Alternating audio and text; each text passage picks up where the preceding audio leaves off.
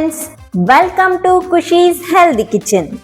ಇಂದಿನ ಸಂಚಿಕೆಯಲ್ಲಿ ನಾನು ಒಂದು ಹೆಲ್ದಿ ಆಗಿರುವಂತಹ ಬ್ರೇಕ್ಫಾಸ್ಟ್ ರೆಸಿಪಿ ಮಾಡೋದು ಹೇಗೆ ಅಂತ ತೋರಿಸ್ಕೊಡ್ತಾ ಇದ್ದೀನಿ. ಯಾವ್ದು ಬ್ರೇಕ್ಫಾಸ್ಟ್ ಅಂತ ಅಂದ್ರೆ ನವಣೆ ದೋಸೆ, ಅಂದ್ರೆ ಮಿಲ್ಲೆಟ್ಸ್ ಅಲ್ಲಿ ಮಾಡಿರುವಂತಹ ದೋಸೆ. ಸೊ ಯಾವುದೇ ಮಿಲ್ಲೆಟ್ ಸಹ ನಾವು ಬಳಸಿ ದೋಸೆಯನ್ನ ಮಾಡ್ಬೋದು. ಈ ಅಕ್ಕಿ ದೋಸೆ ಎಲ್ಲ ಯೂಶುವಲ್ ಆಗಿ ತಿಂದೇ ಇರ್ತೀವಿ.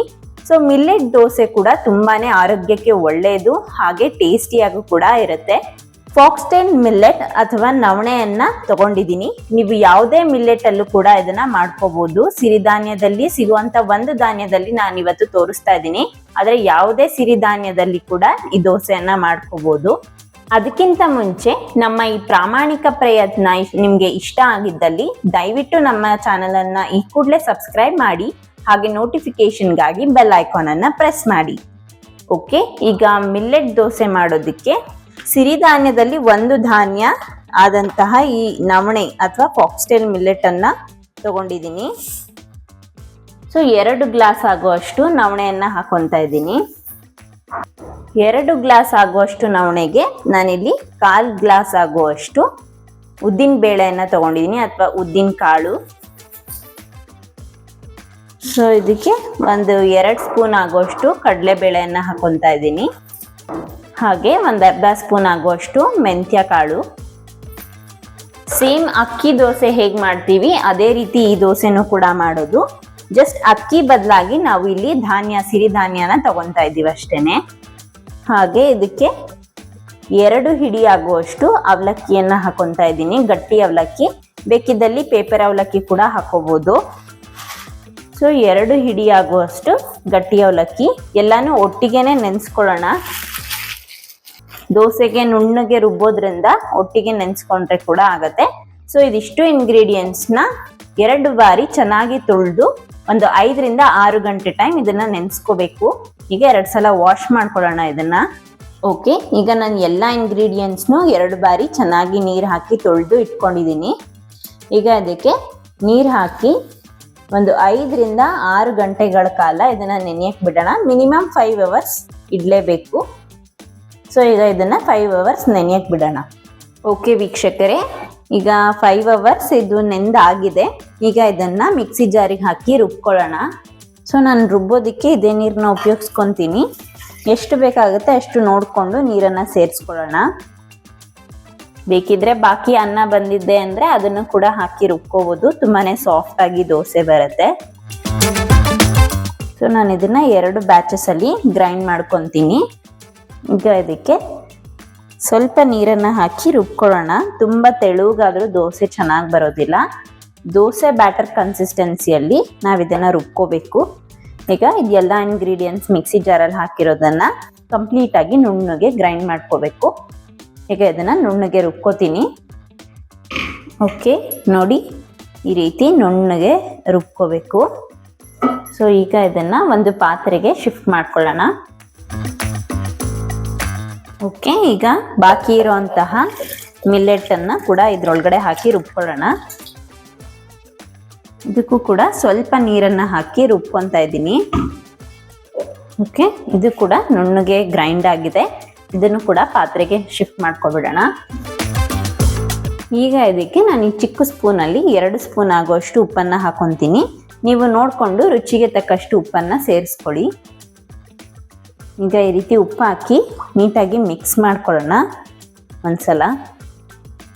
ಸೊ ಈ ರೀತಿ ಕೈಯಲ್ಲಿ ನೀಟಾಗಿ ಮಿಕ್ಸ್ ಮಾಡೋದ್ರಿಂದ ಚೆನ್ನಾಗಿ ಉಪ್ಪು ಬರುತ್ತೆ.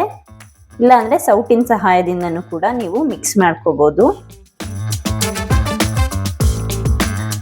ಸೊ ಈಗ ಇದನ್ನ ಮುಚ್ಚಳ ಮುಚ್ಚಿ ನಾನು ಇದನ್ನ ಉಬ್ಬೋದಕ್ಕೆ, ಚೆನ್ನಾಗಿ ಉಕ್ಕು ಬರೋದಕ್ಕೆ ಒಂದು 8 ಗಂಟೆಗಳ ಕಾಲ ಬಿಡ್ತೀನಿ. ಬೆಳಗ್ಗೆ ದೋಸೆ ಮಾಡೋದಾದ್ರೆ ಸಂಜೆನೆ ನಾವು ರುಬ್ಬಿ ಇಟ್ಕೊಂಡ್ರೆ ಬೆಳಗ್ಗೆ ಅಷ್ಟರಲ್ಲಿ ದೋಸೆ ಮಾಡ್ಕೋಬಹುದು. ಇಲ್ಲ ಸಂಜೆ ದೋಸೆ ಮಾಡ್ತೀರಾ ಅಂದ್ರೆ ರಾತ್ರಿ ನೆನೆಸಿ ಬೆಳಗ್ಗೆ ಎದ್ದು ರುಬ್ಬಿ ಸಂಜೆ ದೋಸೆ ಹಾಕೋಬಹುದು. ಮಿನಿಮಮ್ ಒಂದು 8 ಅವರ್ಸ್ ನಾವು ಇದನ್ನ ಫರ್ಮೆಂಟೇಷನ್ ಆಗೋದಕ್ಕೆ ಬಿಡೋಣ. ಓಕೆ, ಈಗ 8 ಅವರ್ಸ್ ಆಗಿದೆ. ನೋಡಿ ಎಷ್ಟು ಚೆನ್ನಾಗಿ ಸಂಪಳ ಉಕ್ಕು ಬಂದಿದೆ ಅಂತ. ಸೊ ಈ ರೀತಿ ಚೆನ್ನಾಗಿ ಮಿಕ್ಸ್ ಮಾಡ್ಕೊಳ್ಳೋಣ. ಈ ರೀತಿ ಬಬಲ್ಸ್ ಚೆನ್ನಾಗಿ ಬಂದಾಗ ದೋಸೆ ತುಂಬಾನೇ ಸಾಫ್ಟ್ ಆಗಿ ಬರುತ್ತೆ. ಈಗ ಇದಕ್ಕೆ ನಾನಿಲ್ಲಿ ಸ್ವಲ್ಪ ವೆಜಿಟೇಬಲ್ಸ್ಗಳನ್ನ ಆ್ಯಡ್ ಮಾಡ್ಕೊತೀನಿ. ಇದು ಆಪ್ಷನಲ್ಲು, ಬೇಕಂದ್ರೆ ಪ್ಲೇನ್ ದೋಸೆ ಕೂಡ ಹಾಕೋಬಹುದು, ಇಲ್ಲ ತರಕಾರಿ ದೋಸೆ ತಿನ್ನೋರು ತರಕಾರಿ ಕೂಡ ಆ್ಯಡ್ ಮಾಡ್ಕೋಬಹುದು.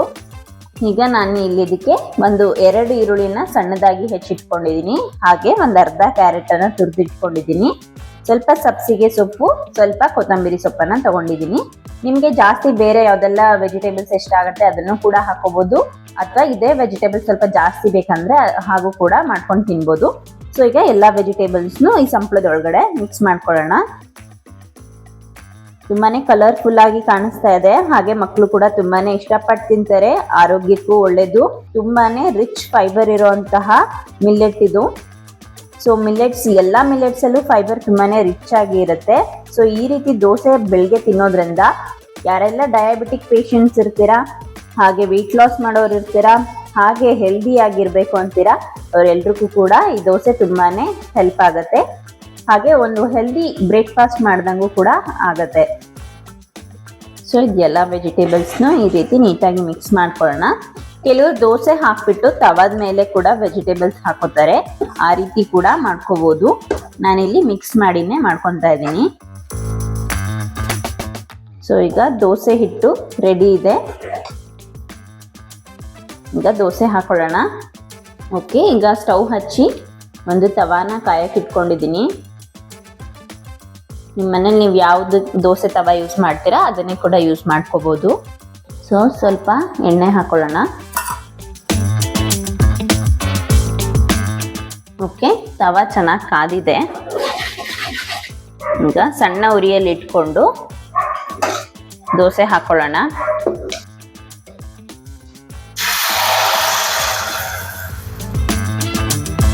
ಸೊ ಈ ಮಿಲ್ಲೆಟ್ ದೋಸೆ ಎಲ್ಲ ಸ್ವಲ್ಪ ತೆಳುಗೆ ಹಾಕೊಂಡ್ರೆ ಚೆನ್ನಾಗಿರುತ್ತೆ.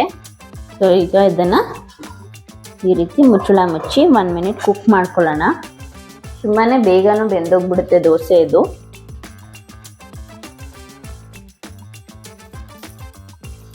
ಓಕೆ, ಈಗ ಸುತ್ತ ಸ್ವಲ್ಪ ಎಣ್ಣೆ ಹಾಕೊಳ್ಳೋಣ. ತುಪ್ಪ ಬೇಕಿದ್ದಲ್ಲಿ ತುಪ್ಪ ಕೂಡ ಹಾಕೋಬಹುದು. ದೋಸೆ ಕೆಂಪಗೆ ಆಗ್ತಾ ಇದೆ, ಈಗ ಅದನ್ನ ತಿರುಗಿಸ್ಕೊಳ್ಳೋಣ. ನೋಡಿ ಎಷ್ಟು ಸಾಫ್ಟ್ ಆಗಿ ಬಂದಿದೆ. ಸೊ ತರಕಾರಿ ಎಲ್ಲ ಹಾಕಿರೋದಕ್ಕೆ ತುಂಬಾನೇ ರಿಚ್ ಆಗಿದೆ. ನೋಡಿ ಎಷ್ಟು ಗರಿಗರಿಯಾಗಿ ಬಂದಿದೆ ದೋಸೆ. ಸೊ ನೋಡಿ 2 ಸೈಡು ಬೇಯಿಸ್ಕೊಂಡಿದ್ದಾಗಿದೆ, ಎಷ್ಟು ಚೆನ್ನಾಗಿ ದೋಸೆ ಬಂದಿದೆ ಅಂತ. ಏಕೆ ತುಪ್ಪ ಹಾಕೊಂಡು ಹಾಗೆ ಕೂಡ ತಿನ್ಬೋದು, ಇಲ್ಲ ನಿಮ್ಗೆ ಇಷ್ಟವಾದ ಚಟ್ನಿ ಕರಿ ಯಾವ್ದ್ರಲ್ಲಾದ್ರೂ ತುಂಬಾನೇ ಸಕ್ಕತ್ತಾಗಿರುತ್ತೆ. ಈಗ ಇದನ್ನ ಸರ್ವಿಂಗ್ ಪ್ಲೇಟ್ಗೆ ಹಾಕೊಳ್ಳೋಣ. ಓಕೆ, ಈಗ ಅದೇ ರೀತಿ ಇನ್ನೊಂದು ದೋಸೆ ಮಾಡೋದನ್ನ ತೋರಿಸ್ತೀನಿ.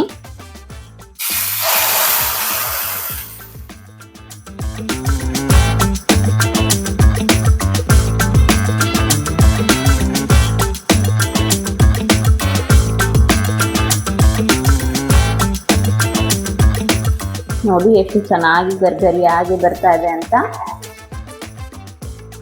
ವಿಡಿಯೋ ಇಷ್ಟ ಆಗಿದ್ದಲ್ಲಿ ಲೈಕ್ ಮಾಡೋದನ್ನ ಮರಿಬೇಡಿ, ಹಾಗೆ ನಿಮ್ಮ ಫ್ಯಾಮಿಲಿ ಅಂಡ್ ಫ್ರೆಂಡ್ಸ್ಗೂ ಕೂಡ ಶೇರ್ ಮಾಡಿ. ಧನ್ಯವಾದಗಳು. ಇದೇ ರೀತಿ ಮತ್ತಷ್ಟು ಹೆಲ್ದಿ ಫುಡ್ ಹಾಗೂ ಹೆಲ್ದಿ ಇನ್ಫಾರ್ಮೇಶನ್ಗಾಗಿ ನಮ್ಮ ಚಾನೆಲ್ ಅನ್ನ ತಪ್ಪದೆ ಈ ಕೂಡಲೇ ಸಬ್ಸ್ಕ್ರೈಬ್ ಮಾಡಿ.